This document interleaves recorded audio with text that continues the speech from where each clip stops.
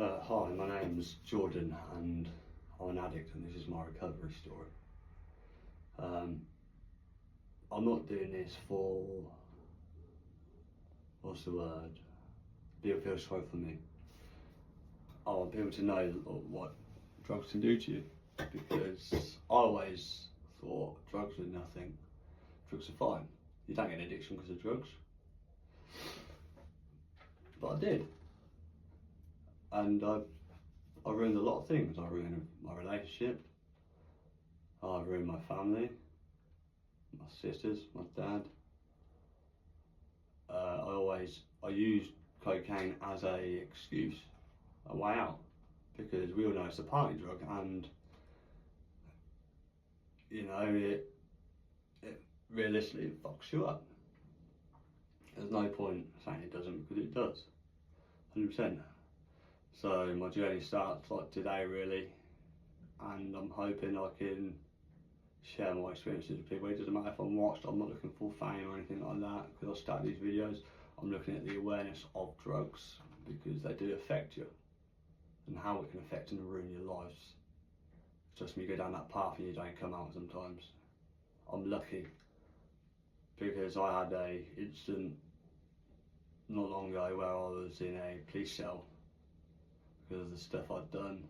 Obviously I'm not going to go into detail what had been done, but yeah, first time in a police cell, and it was horrible, absolutely horrible.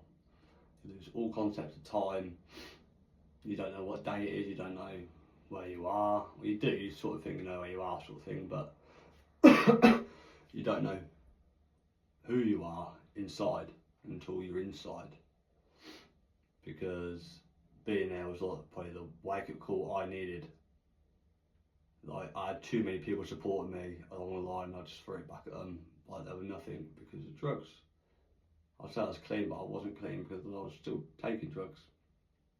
Until that one day I was locked up, which changed my life, changed who I am now. I started going to this like Narcotics Anonymous thing every Tuesday. Obviously it's, the stories that people tell you is unreal. I always thought no one would understand how I was actually feeling, what I was going through at the time, but hearing the stories of people, it's unbelievable. Like, it's me on them, sort of thing. And we all have different stories, different times and stuff, like what we say in our lives. But I'm here purely because I want to recover and have my family back, because there's going to be a video, hopefully in the future, of me with my family again, where I've repaired the bridges that I broke, because I broke a lot of bridges. I think my main one's my partner, because she supported me so much, and I'd have given her so much shit. I'd hurt her physically, mentally, because of drugs, because I didn't know who I was. I thought I was always in control, but I never was, sort of thing. Because that's what drugs do to you. They play with your head. They're the devil's game. And my best advice for today is don't do it. It's not worth it. If you love your life now, don't do drugs, because if you do drugs, it changes. And my face used to be a lot fuller than this. I used to look a lot better than this. But drugs got me. They got me by the neck. I'm not going to sugarcoat it to anyone. Like, when you start abusing people, you should see there's a problem. Because you think they give you shit back. Like, a special person to me, life, told me lies keep you ill. And I'd never seen it when I was on drugs, because I always thought, fuck are you going on about? What a stupid fucking thing to say. But in truth, I realised it. They do keep you ill. Because me saying I'm not on drugs anymore was making me ill. If you ever get the urge to go and get another bag, don't. look at the bigger picture. I know the bigger picture is so hard to find, very hard to find, and it is there. It is there. But you got to find it. You got to do it for yourself. You can't do it for anyone else. Because obviously, I really want to do it for my family. I want to be back with my family so badly. It's unreal. I'm missing like crazy. But I have to now do the work for me. Because if I don't do the work and prove it to myself, then how can everyone else see the proof? Because we can all prove it to everyone else, but we've got to prove it to ourselves first before we can take that step. And going to one of these classes has helped because I got my first little token.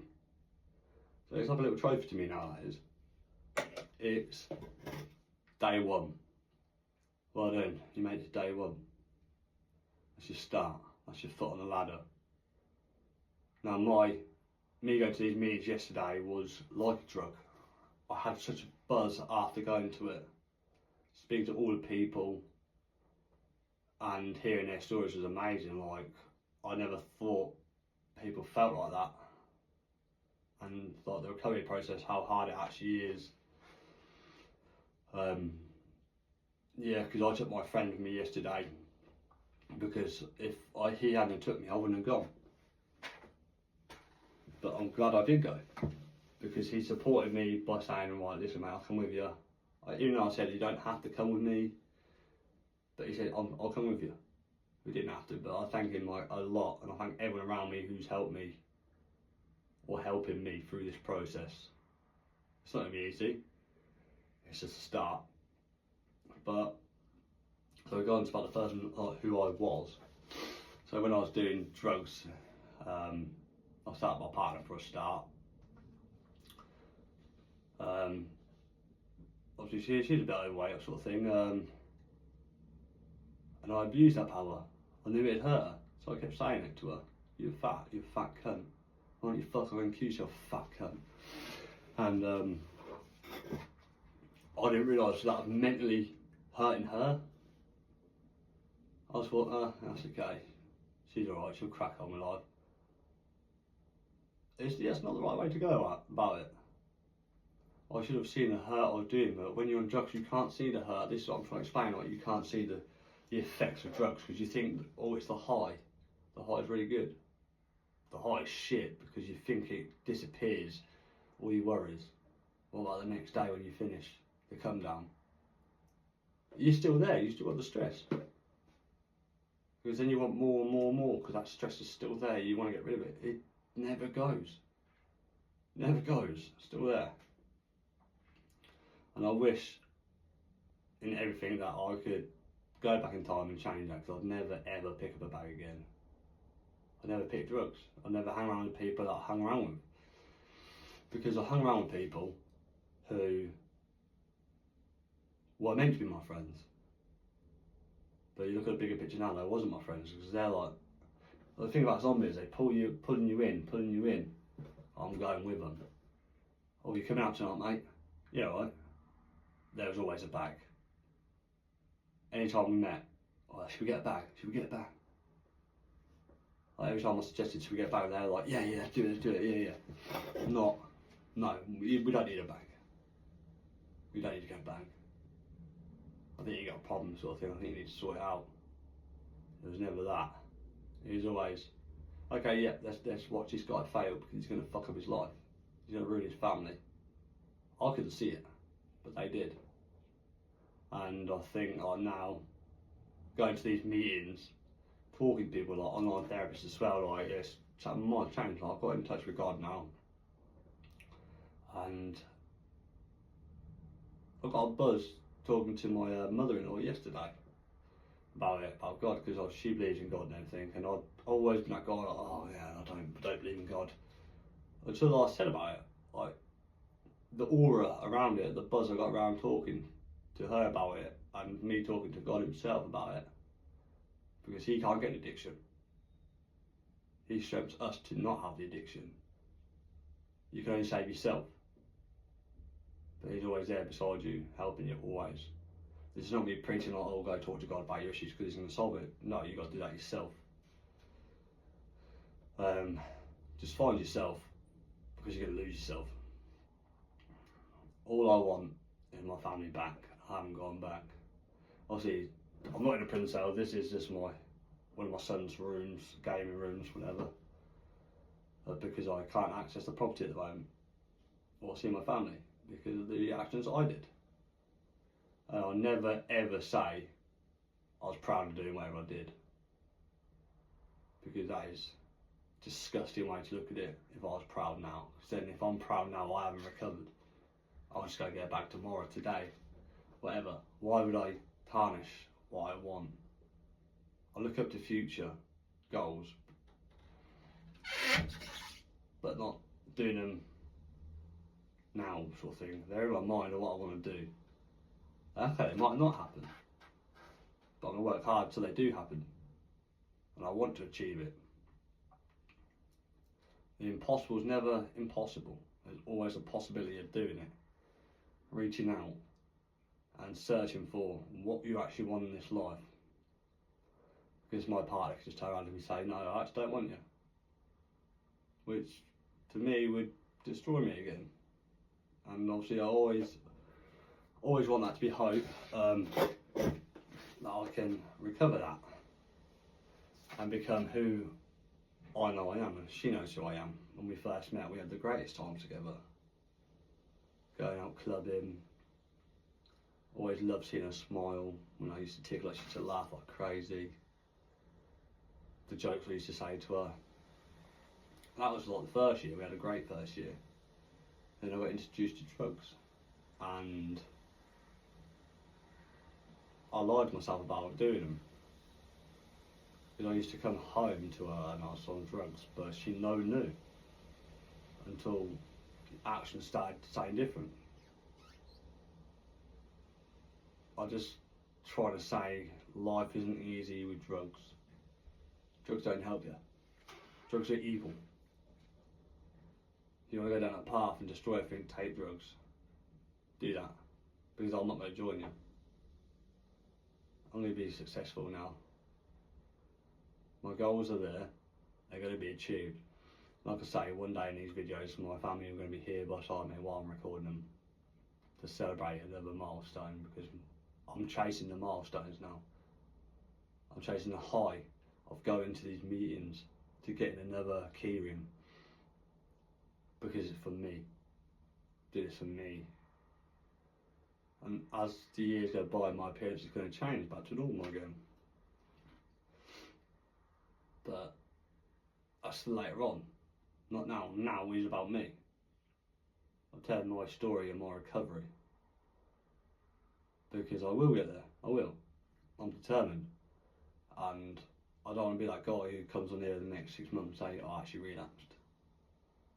I do. It's always gonna be there. Like speaking to someone at the meeting yesterday, and he's like, yeah, you are definitely gonna get that feeling.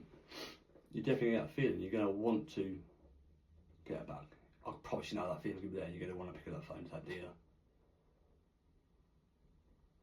But I've got to get to that point, because it's hard in life. You're going to want to crack at one point, but knowing like what happens afterwards, after I get that back, who am I then? Who am I then?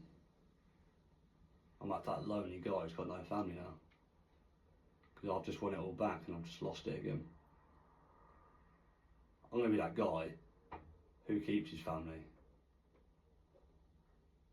We're going to go on holidays, have Christmases together. Every celebration we're going to celebrate together. Like, the worst thing is, I just miss being in the same room as every single person in my family. I miss it. It's horrible. I feel like I'm in a jail cell, because everything I do is being watched very carefully. And you know, I'm not going to hide it as a secret. I'm not, because I am lonely without them. But I've got to do this for me alone, really. Because if I can't do it alone, I can't do it at all. But I'm determined to smash this, because this is my story. And I will end it on a high. Whatever plan God's got for me, I will follow his work until the day he takes me to that better place. But I'm not trying to preach to anyone, and I know I've longed the video out quite a bit. 'cause I'm 15 minutes at the moment, but I think people need to hear a story about how it can destroy everything, how it destroys you mentally, physically. Like, the inside of my nose is rotted. All I can smell is a rotten smell there all the time, because it rotted my nose completely. I always have what they call the drip in the nose, where you get a runny nose all the time. Because I was stupid enough to pick up the phone to a dealer and say, "That's gonna get a bag, mate, that's gonna get a bag." It ruins lives, it ruins who you are. Be careful while doing it, because it will absolutely destroy your life without you knowing. It's the devil's dandruff, I got told. And 100% it is. Your friends are the devils if they don't support you. They want you to go down that path where you destroy it. You got nothing left, because they're not going to help you when you got no house, no job, no money. They're still working. They're still in their house. Be with people that will look after you. Take 5 minutes out of their day to come and help you, talk to you. Or you want to chat, mate, give us a call any time of the day. Just give us a call. Or your partners. Look at, if you're thinking about doing drugs, look at what you've got. Not what you had, look at what you've got. Why look at what you had? Because if you're looking at what you had, you already got the bag. Because if you know what you've got, you're not going to get the bag. If your family, your partner, husband, kids, whatever, if they're worth anything, you won't even pick up that phone to a dealer. You won't even look at the drugs. It's someone else got it. Because you'll think, "Oh, this is my perfect life." Alright, no relationship's perfect. You have arguments and stuff like that. But you won't feel alone. Because if that relationship doesn't work out, for any reason or whatever, your friends are there. No one's judging you, but you won't turn to drugs. And I won't keep rabbiting on, but that's my story. And I hope you'll see a lot more of what I've got to give, because this is my journey and this is my recovery story.